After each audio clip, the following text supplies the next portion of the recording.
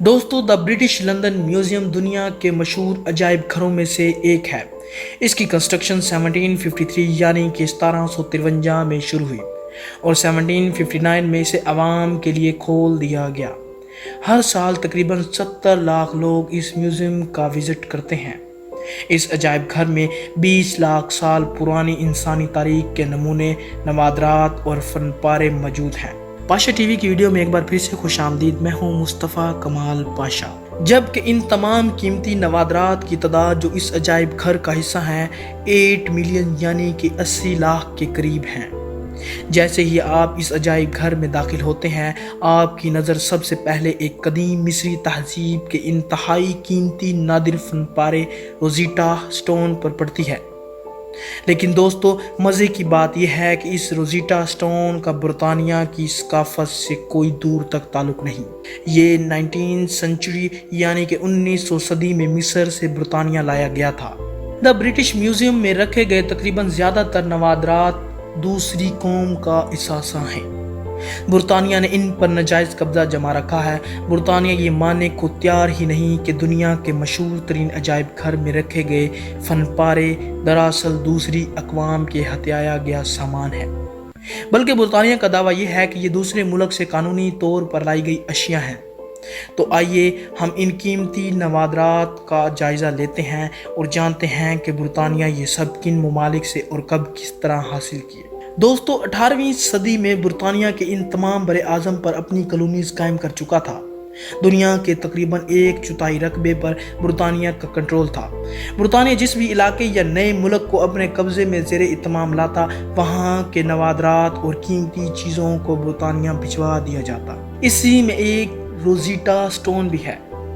یہ دراصل بہت ہی بڑی سلیب کا ٹوٹا ہوا پتھر ہے۔ اس پر 3 مختلف زمانوں میں کچھ عبارتیں کند ہیں۔ 200 سال قبل مسیح مصر کے ایک بادشاہ نے حکم جاری کیا تھا جس کے زمانے کے مطابق اس طرح کے پتھر کی سیلوں پر کند کیا گیا۔ یہ روزیٹا سٹون بھی ایک ایسی ہی پتھر کی سیل کا بچا جانے والا حصہ ہے۔ 1799 میں فرانس کی فوج نے مصر پر قبضہ کرنے کی کوشش کی اور اسی دوران یہ تاریخی اثاثہ فرانس کے پاس چلا گیا۔ 1801 میں برطانیہ نے مصر میں فرانس فوج کو شکست دے دی اور اسی طرح مصر کا یہ تاریخی اور ثقافتی اثاثہ برطانیہ کے عجائب گھر میں شو پیس بن گیا۔ دوستو، آج سے 600 سال پہلے آج کے نائجیریا میں ایک عظیم سلطنت قائم تھی۔ اس کا نام دا کنگڈم آف ڈائننگ تھا۔ اس سلطنت میں جب بھی نیا بادشاہ تخت سنبھالتا تو یادگار کے طور پر پتل یعنی برونزی اور براس کے فن پارے تیار کیے جاتے تھے۔ ان فن پاروں کی تعداد ہزاروں میں ہوتی تھی۔ 19ویں صدی میں نائجیریا میں برطانیہ نے اپنا کنٹرول کرنا شروع کیا۔ 1200 برطانیہ فوجیوں نے بینن پر حملہ کیا اور بہت فساد مچا دیا۔ سلطنت بینن شہر کہلانے لگا اور یہ فن پارے برطانیہ بھیج دیے گئے۔ ان میں سے کچھ برطانیہ نے دوسرے ملکوں کو فروخت کر دیے، جبکہ باقی برٹش میوزیم میں رکھ دیے گئے اور یہ آج بھی محفوظ ہیں۔ پچھلی کئی دہائیوں سے نائجیریا اپنے یہ ثقافتی فن پارے برطانیہ اور دوسرے ممالک سے واپس لینے کا مطالبہ کر رہا ہے۔ بینن شہر میں ایک میوزیم بھی کھل چکا ہے تاکہ ان کی اپنی تاریخ اور ثقافت کو اجاگر کیا جائے۔ 2018 میں برطانیہ اور نائجیریا میں ایک معاہدہ طے پایا جس کی بنا پر برطانیہ کچھ فن پارے نائجیریا کو واپس کرنے پر رضامند ہو گیا۔ البتہ برطانیہ نے بعد میں کہا کہ فن پارے عارضی طور پر واپس کیے جائیں گے اور ان پر ملکیت برطانیہ کی ہی ہوگی۔ برطانیہ اور نائجیریا کے درمیان ان نوادرات کی جنگ آج بھی جاری ہے اور نائجیریا کو اس کے نوادرات اب تک واپس نہیں کیے گئے۔ دوستو، یہ قدیمی یونانی مجسمے تقریباً 450 سال قبل مسیح بنائے گئے تھے، یعنی کہ یہ تقریباً 2500 سال پرانے ہیں۔ مجسمے سازی کے ان شاہکاروں کو دیکھ کر انسانی عقل دنگ رہ جاتی ہے۔ جب 19ویں صدی میں یونان سلطنت عثمانیہ کے کنٹرول میں تھا، پورٹ لینڈ کے ایک سفیر جو سلطنت عثمانیہ کے اس علاقے میں تعینات تھا، ان نوادرات میں دلچسپی رکھتا تھا۔ وہ یونان سے واپسی پر آتے ہوئے اپنے ساتھ یہ اسٹیچو بھی غیر قانونی طور پر لے گیا۔ 1816 میں یہ مجسمے برطانوی شاہی خاندان نے خرید لیے۔ مرخون کے مطابق یہ ایک بہت بڑا فراڈ کیا گیا۔ ان کے دستاویزات تبدیل کر دیے گئے تاکہ یہ ثابت کیا جا سکے کہ یہ مورتیاں قانونی طور پر سلطنت عثمانیہ کی اجازت سے لایا تھا۔ لارڈ ایمن کے پاس اوٹومن امپائر کے سلطان سلیم ثالث کے فرمان کی اصل کے بجائے ایک ترجمہ شدہ نقل تھی جو اصل نہیں کہی جا سکتی۔ یونان آج بھی ان کی ملکیت کا دعویٰ کرتا ہے اور ان کی واپسی چاہتا ہے۔ دوستو، یہ مجسمے 1000 سال پرانے ہیں۔ ایسٹر آئی لینڈ میں یہ ایک دور دراز جزیرہ ہے۔ ان مجسموں میں سے ہر مجسمہ تقریباً 13 فیٹ اونچا اور 14 ٹن وزنی ہے۔ ان کی کل تعداد 1000 کے قریب ہے۔ دوستو، یہ بات دلچسپ ہے کہ یہ سب سٹیچوز ایسٹر آئی لینڈ کے رہائشیوں نے اپنے ہاتھوں سے بنائے تھے۔ انہوں نے سٹیچو اپنے آباء و اجداد کی یاد میں بنائے اور ان کا خیال تھا کہ ان کے بزرگ نیک روحیں مجسموں کی شکل میں ان کی حفاظت کرتے ہیں اور ان پر نظر رکھتے ہیں۔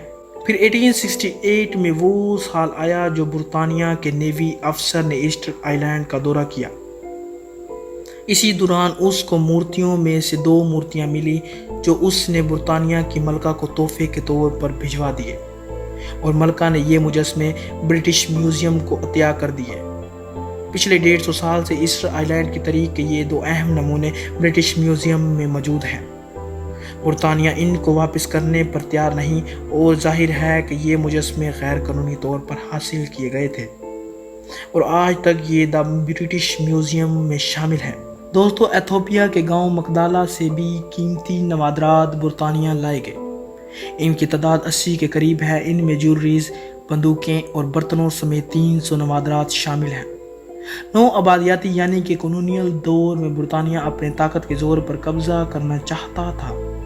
1860 کی دہائی میں کچھ ایسے حادثات ہوئے کہ مقدالہ کے حکمران نے برطانیہ کو خود دعوت دی کہ وہ ان کے فوجیوں کو ٹریننگ دیں۔ برطانیہ نے کوئی مثبت جواب نہ دیا، جس پر مقدالہ میں برٹش ایمبیسڈر کو جیل میں ڈال دیا گیا۔ اس کے ساتھ ہی 13,000 فوجیوں نے مقدالہ پر حملہ بول دیا، لیکن واپسی پر یہ فوجی مقدالہ کے قیمتی نوادرات اپنے ساتھ لے گئے۔ برطانیہ کا موقف ہے کہ وہ ان نوادرات کی ملکیت کے حوالے سے ایتھوپیا کے حکام سے رابطے میں ہے اور ان کو ایتھوپیا کی مکمل حمایت بھی حاصل ہے۔ دوستو، یہ 1938 کا دن تھا جب نائجیریا کے پرانے شہر ایفی میں ایک تعمیراتی عمارت کا کام کے دوران زمین سے پتل کے بنے انسانی سر کے 16 مجسمے برآمد ہوئے۔ یہ یہاں کیسے آئے اور کہاں سے آئے؟ یہ ایک عمومہ ہے۔ ممکنہ طور پر یہ کسی بادشاہ کے سر کے سٹیچوز ہو سکتے ہیں، کیونکہ ان کو اتنی عمدگی سے بنایا گیا تھا کہ انسان دنگ رہ جاتا ہے۔ ماہرین کے مطابق اس طرح کے مجسمے یونان اور روم کے لوگ بنایا کرتے تھے۔ اس مجسمے کو نائجیریا کے ایک بااثر بزنس مین نے برطانیہ کے ایک ادارے کو بیچ دیا تھا اور اس طرح دا برٹش میوزیم کا حصہ بن گئی۔ دوستو، 4 صدی عیسوی کا یہ کپ کوئی عام کپ نہیں، بلکہ یہ ایسا کپ ہے جو اپنا رنگ بدلتا رہتا ہے۔ روشنی پڑ رہی ہے یا روشنی کی سمت سے پڑ رہی ہے، یہ چیز اس کپ کے رنگ پر اثر انداز ہوتی ہے اور اس طرح یہ کپ ڈیفرنٹ کلرز چینج کرتا ہوا نظر آتا ہے۔ اسے بنانے کے لیے گولڈ اور سلور کے پارٹیکلز کا یوز کیا گیا تھا۔ یہ ایک رومنز نے اپنے بادشاہ کے لیے بنایا تھا۔ 1990 تک سائنسدان یہ نہیں جان پائے کہ اس کپ کے پیچھے کیا وجہ ہے کہ یہ رنگ کیسے بدلتا ہے۔ بالآخر نینو ٹیکنالوجی نے یہ پرابلم بھی سولو کر دیا۔ 1857 میں یہ کپ کئی ممالک سے ہوتا ہوا برطانیہ کے بزنس مین کی ملکیت میں آ گیا اور اس نے اس کو برٹش میوزیم کو سیل کر دیا۔ دوستو، یہ تلخ حقیقت ہے کہ ترقی یافتہ اور طاقتور ممالک اپنی طاقت کے زور پر نسبتاً کمزور ممالک کا نہ صرف معاشی بلکہ ثقافتی اثاثوں پر بھی قابض ہو جاتے ہیں۔ دا برٹش میوزیم کے علاوہ بھی برطانیہ، یورپ اور امریکہ دوسری اقوام کے قیمتی تاریخی اور ثقافتی اثاثہ جات عجائب گھروں کی زینت بنے ہوئے ہیں۔ برطانیہ جس ملک میں بھی گیا، ان کے تاریخی اثاثے ضرور اپنے ساتھ لایا یا کسی اور طریقے سے اپنی ملکیت میں لے لیا۔ برِ صغیر کا مشہور مہنگا ہیرا کوہ نور بھی برطانیہ کے عجائب گھر میں ہے۔